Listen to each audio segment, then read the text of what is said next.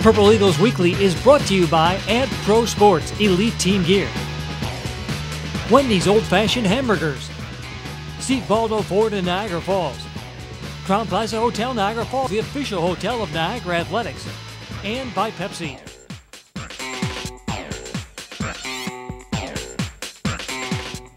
Good evening and welcome to Purple Eagles Weekly here on Time Warner Cable Sports Net. I'm your host, Jeremy White. A show tonight to catch up with the men's and women's hockey programs, but also to go a little bit deeper in the Niagara family and the Niagara Athletics family. We start off with a familiar face and perhaps a more familiar voice. Fred Caso, PA announcer for the men's basketball team at the Gallagher Center for a long time. Longer than any student that's been at Niagara currently. So 29 years. 29 years as the public address announcer at the Gallagher Center. How did you get started? How did you come to be the PA announcer at the Gallagher Center? Before me, a gentleman by the name of Jimmy Thompson, who is a name that's well known to a lot of the old-timers in Niagara Falls. Jimmy was like the Toastmaster extraordinaire in the community, had a local radio background, and did the games. And a couple games a season, maybe in 1979, 80, 81 season. He couldn't do them. He had to do another commitment, and he asked me to, I had a little local radio background myself, to sub for him. And finally in the 82 season, he just said he didn't want to do it anymore, so we started. You jumped in and the rest is history. Yes. So there's a lot of people you could ask about the history of Niagara sports. You could ask, coaches, players, media members, but you've been there for as many, if not more games than anyone with 29 years experience. So What are some of your best memories of Niagara basketball? Well, the number one memory has to be when we beat St. John's. They were ranked number 4, had guys like Walter Berry and Chris Mullen. I think Mark Jackson played on that team, and they were good. And we beat them in the convention center. I can remember they had it all staged. The lights went out in the convention center, spotlights and everything like that, and they were pumped up and we won the game. And you've been a couple different venues as well. Games used to be played at the Odd. Yeah, in the 80s, we scheduled some games in the Odd. That was always a big thrill. Doing the games there, it was cold. I remember being down there on the ice, but there were some fun games. Do you miss that building because of that? I mean, that building is no longer there, and any fan that might have memories there, do you drive by and kind of feel like an affinity for where it used to be? No, not really. Not for Niagara Athletics, we played in the convention center a lot in the 80s, and that was a huge building, had no atmosphere, but could seat 10,000 people. So they played a few games. They tried a couple of seasons, I think, to play in downtown Niagara Falls, but it was difficult for the students and all the rest of it. So moving back on campus with that atmosphere of the Gallagher Center, you can't beat it. Obviously, that was my next question. The atmosphere at the Gallagher Center with the students there, what's it like for you to kind of get caught up in a game if there's a big crowd and there's a big moment? It's a lot of fun. I mean, obviously what I do isn't rocket science. We're sitting there enjoying the games, listening to Coach rant at the referees at times, and when the band's going and the kids are in the end zone and the fans are right on top of you screaming and yelling, there's nothing better. So you probably get a much better, I would say, view, but maybe an earful of what Joe Mahalik has to say to his players, to his refs. So I'm guessing some of the stuff you can't really repeat here. But when it comes to strategy sessions, do you get a really good? I can't hear what he's saying to the players. You can hear when they're calling plays and in recapping plays. But some of the stuff is. I would say, the looks are deceiving. Sometimes Coach is very animated talking to the referees, and he's talking about something that is non-controversial and stuff like that. So it might look like, maybe from a distance he's arguing with them or something, but he's really not. And it's a unique perspective. Well, it's loud in there, so you got to shout. It's loud. And if you're shouting, it looks like you're angry. Yep. How about some of your favorite players to ever come through the program? My favorite player would be Joe R. Lucas. I think he was about 6'8", forward, had the shot from the corner. They would always set him up. Just a great player. And when I first started with that, we had a kid named Mike Curran. And I always remember my thought about Mike Curran was, if we got the ball in bounds to him, the ball's past half court because they were never going to take it away from him. So those are those types of players. And Brian Clifford, another stocky forward. I think he was 6'6", 6'7", always a big hustler, offensive rebounds. Those are guys from the 80s. When you look at this year's team or teams of the last few years, are you seeing the game change at all, or what are you noticing for the program going forward? I noticed Niagara's has changed over the years with Coach Mihalik's style of run and gun and push it all the time and shoot from the outs whenever you're open, shoot. And obviously with the previous coaches, that's not how they played. But when you bring people in like Tyrone Lewis and Sharon Fisher and stuff like that, it makes it fun. How about the team going forward? I mean, we've chronicled on this show it's a very young team, but they've got a lot of good young talent. Looking forward, I mean, do you see big things for this team? Oh, you have to be optimistic. The way especially the way they played near the end, won some games and getting some confidence. They obviously need a couple of good recruits, maybe some front court stuff, and they can certainly shoot the ball when they get open. And the question, I guess, is how much longer? Is there somebody else waiting in the wings to take the next 29 years when you decide maybe you've had enough and you're going to take a seat in the stands? We'll cross that bridge, but it's a lot of fun, and you can't get a better seat in the house, and it's fun. Fred Caso, member of the Niagara family at the Gallagher Center, the public address announcer. Here's to another 29 years for you. I'll take it. Well, thanks for joining us and sharing some stories here on Purple Eagles Weekly. Coming back, we'll talk about men's and women's hockey, plenty to get to on Purple Eagles Weekly. The Meet the Coach segment brought to you by the Crown Plaza Niagara Falls, the place to meet. Back here on Purple Eagles Weekly, I'm your host, Jeremy White. We check in with the men's hockey team and assistant men's hockey coach Greg Gardner here, former NU standout as well. And back to highlight parts of this season, which was a banner season for the Purple Eagles in many ways. Let's start off with Brian Haychik, Paul Zanette, two seniors who both had career years, and not just in terms of their own numbers. These are numbers and these are years that will go down in Niagara history as two of the best seasons maybe ever at the school. Absolutely. As a coach, that's what you want. You want your seniors to go out and have their best years in their senior year. And Brian Haychik, to do what he did this year was an absolute pleasure to coach.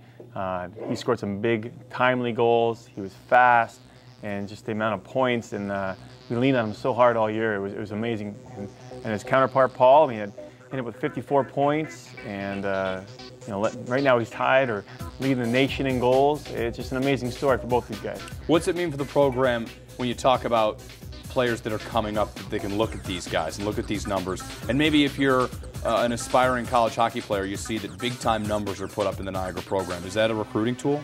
Yeah, absolutely. I mean, for future players, that are junior recruits, when they see the national leaders and you see the players that are lead the nation in certain categories, it shines very positively on Niagara hockey.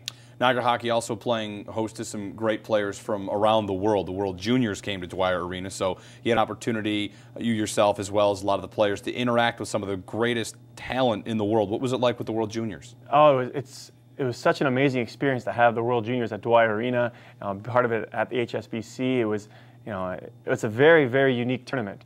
And to be there at Niagara and to see the Russians, the Swedes, the Czechs, the Finns to come to Niagara and play, it's amazing at the caliber of hockey that was there. It was fantastic. And you had to leave your locker room for a little while, so you were at home but kind of kicked out? Yeah, part of the bid policy was we gave up our locker room, our whole facility, to host the World Juniors, and Team Sweden was in our locker room, and we were actually on the side. We had a different locker room for practices when the tournament was over. So we gave up our entire facility to host the tournament, and we sat back as fans. And what was it like once you got in there afterwards? Did they take care of the locker room? Everyone was respectful? Yeah, for the most part it was. There was towels taped over the logo. The speakers were played a little bit too loudly, so we had to replace those. But for the most part, they very respectful, and we would do it again. Well, you mentioned towels over the logo. For people that might not know, there's a giant NU logo at the center of the carpet in the locker room. It's a big-time hockey tradition around the world. The logo goes in the locker room in the center of the carpet. So for them to put towels over it, why do that, and what does that mean? Well, for us, and we're very proud that they did that. And for us, it's a matter of pride. Pride in the logo, what it means to us, and you'd never step on the logo. You'd never dare to step on the carpet.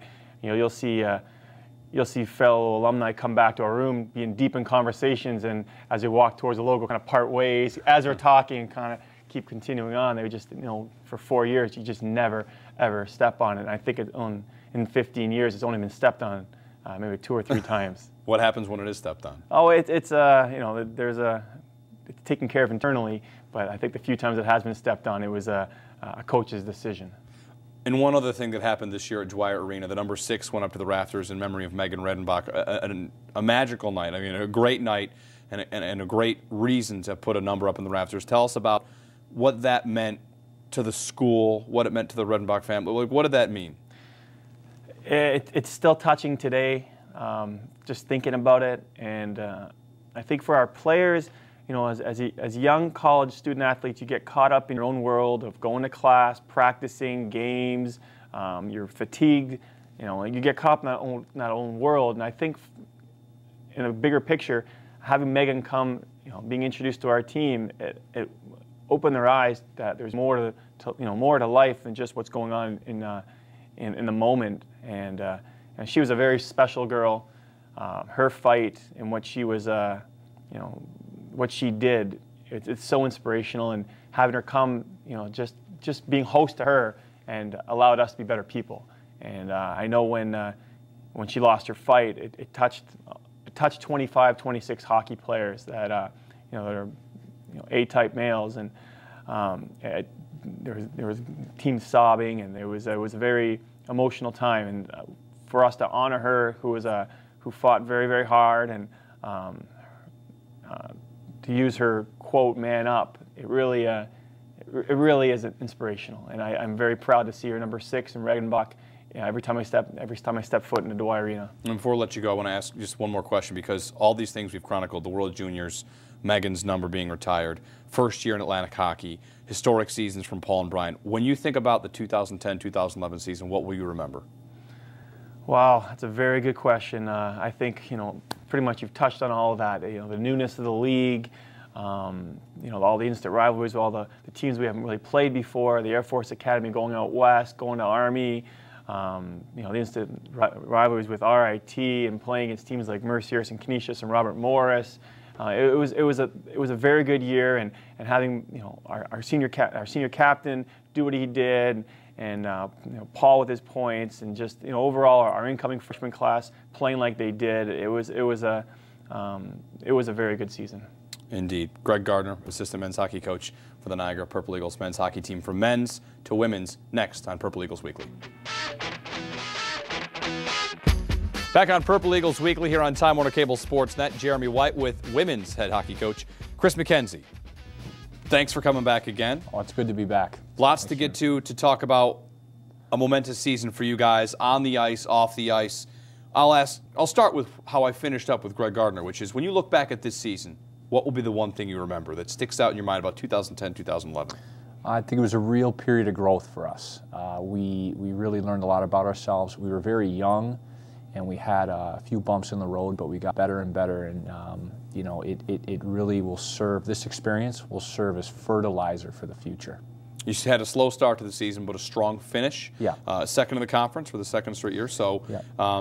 When you say it's a strong fertilizer, what's the next additive? What do you have to put in next? Just, I think, experience. I think we're going to have a real positive off season. We're going to have to explore our potential, get stronger physically.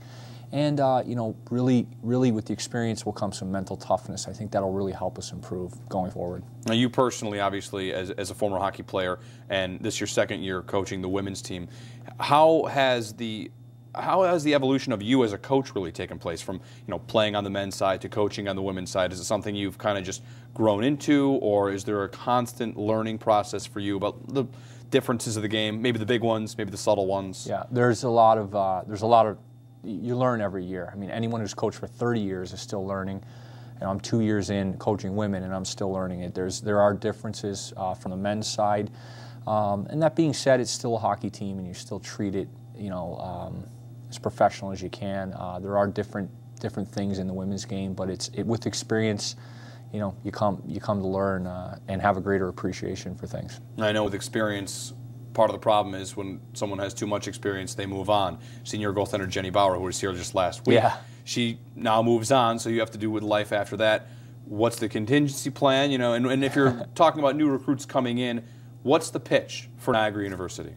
Well, in regards to goaltending, we had 2 freshman goaltenders this year, and they didn't play as much, but they had a lot of improvement, and we saw that in practice. So we're excited about them.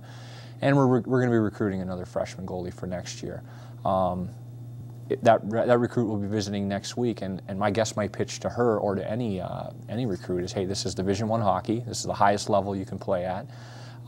We are a small school. We're located close to Canada. A lot of places where we get Canada is a place where we get a lot of our recruits. And you know, it's the kind of place where you're going to have a real personal feel. You're going to get to know your professors. You're going to know people on campus. The class sizes are on average 17 students to one professor. So you're going to really have that personal feel, which you may not get at other schools that might be larger. And how about the program going forward? You know, you're going to mention it'll be year 3 for you. Right. So when you're pitching, you're selling yourself as a hockey coach. Okay. You know, what kind of coach you are, what kind of group it is that you have. I would, in a couple of sentences, I'd say I'm a coach that's going to boot you in the butt if you need boot, or I'm going to hug you if you need it. So, and you might get both quite a bit over your 4 years here. You're someone that, and in girls hockey, you're someone that can come in, and there's a chair in my office. I'm like, you can come in there and cry if you have to, and I'm serious when I say that. And it does happen actually on a weekly basis. But that being said, you know, someone that you can trust. I'm not necessarily your father, but I'm someone that your parents are going to trust you with. And moving forward, you mentioned to me that, what, 15 freshmen and sophomores of the 25, 15 are freshmen or sophomore, leading scorer, a freshman. Yep. So the future, obviously, for this team and for this program, in your opinion, would be very bright. Yes, I feel, looking at who we had this year and contributions we had from certain players, they still have to take another step. And we're going to have some newcomers come in and grow and contribute just like this year. And, you know, but with that being said, again, the fertilizer, the experience these girls went through, it's going to help moving forward. How about the off-the-ice stuff? Pink the Rink, another Right. big-time success. You know, when you're pitching the program, when you're talking about what this program does, how much of it is the stuff off the ice and not even really hockey? Well, you wouldn't have known it. We do Skate for the Cure, Pink the Rink every year, and it was tremendous success again this year. We raised over $4,000, and as a league, we raised over $12,000. So for the American Cancer Society, you start to see and learn how cancer affects families. Just in our team alone, you can see the numbers of girls that maybe their parents have had to deal with it, and maybe there's an ongoing battle and stuff. You see how it affects the world. And like Greg spoke about earlier, you know, you start to, you know, your life isn't just school and hockey. There's other things going on, and you got to appreciate that and take it for what it's worth. Well, congratulations on your successes this season. Congratulations on a new addition to the family as well, and juggling all that comes with it. Right. Thank you. Chris McKenzie here on Purple Eagles Weekly. Much more to come. Stay tuned here on Time Warner Cable Sports Net. Welcome back to Purple Eagles Weekly here on Time Warner Cable Sports Net. We're going to get a look into Niagara athletics and what it means for the community, what it means for the university. And joining us here on the show is Tom Burns, Associate Vice President for Public Relations, Communications, and Marketing. That's what they tell me. Do you have that memorized? Yeah, most days, in some order like that, yeah. Well, that's the important part. Well, tell us about the role that athletics plays when it comes to the footprint of a university, or what people think about when they see Niagara University. Sure, and I think, you know, this show is a perfect example. You know, you had the Fred Caso on talking about the heritage of Niagara basketball, and I think people know Niagara because of the athletic programs. You know, basketball and hockey particularly, but we have 18 Division I sports, and every season it you know, comes out. The women's volleyball team this year, a lot of story about them, you know, winning the conference, going to the NCAA tournament. So I think as people hear that, they just become familiar with the university as one of Western New York's key, you know, universities with great heritage and history. And then you go back to the Calvin Murphys and all that. Everybody has a Niagara story, right? Of the Odd, and you were talking about the Odd. So I think, you know, just putting that that mind stamp in people's mind of what the university means. And then, of course, we a lot of people experience Niagara by coming up to the Dwyer Arena for whether it's a Purple Eagles game, men's or women's, or the World Juniors you talked about, or even youth hockey. You know, thousands of people come through that arena from all over Western New York and tournaments and things like that, and you start to spread the footprint of Niagara throughout Western New York because people's experience on the physical campus, and I think that helps a great deal. We've got the Niagara Sports Network, whether it's TV or radio. Internet is big too now. Sure. Has that changed the game? Do you notice a bigger scope when it comes to marketing, because you can be known nationally because of the athletics program? Yeah, you know, all those things, and I think most places are still trying to figure a lot of those out, and I think we're doing a great job in terms of the reach of the internet and those things. And I keep checking my Twitter message and getting my score updates from basketball and hockey and all those things. And I think any of those help expand that the footprint a bit further for us, and help raise that awareness. So if we have piqued somebody's interest in the university for one of the sports or whatever, they can get that information a lot more easily now than they ever have in the past. And what kind of role do you feel like athletics plays, not just in the name recognition, but for the type of students that you churn out? When you have graduating students, if they're participating in athletics, obviously you're confident you're sending the best of the best out into the world. Yeah, well, I think it does two things. You talked certainly about the retiring of the young ladies number and the Dwyer Arena and how that touches our hockey team, and they feel they made a difference in the lives of that young girl, and she to them as well. And the women's team, Pink the Rink, and giving back to the community, and the importance that we feel for all of our students, athletes and non-athletes, how important that is for us as a university grounded in our Catholic and Vincentian heritage to give back to the community. And we do thousands and thousands of hours of community service. All the students do, and we think that's important for the community. But I think the other part, too, that the athletics plays is what it does for the students on campus who aren't athletes. They get to go to the games, and it enhances the campus life and just creates that great Division I atmosphere for students on campus. A sense of community for sure, and of course Niagara's been very, very important in the community this year. Thanks for taking the time to join us. That'll do it for Purple Eagles Weekly. Be sure to join us next week to catch up with all the news on Niagara athletics exclusively here on Time Warner Cable Sports Net. We'll see you next week.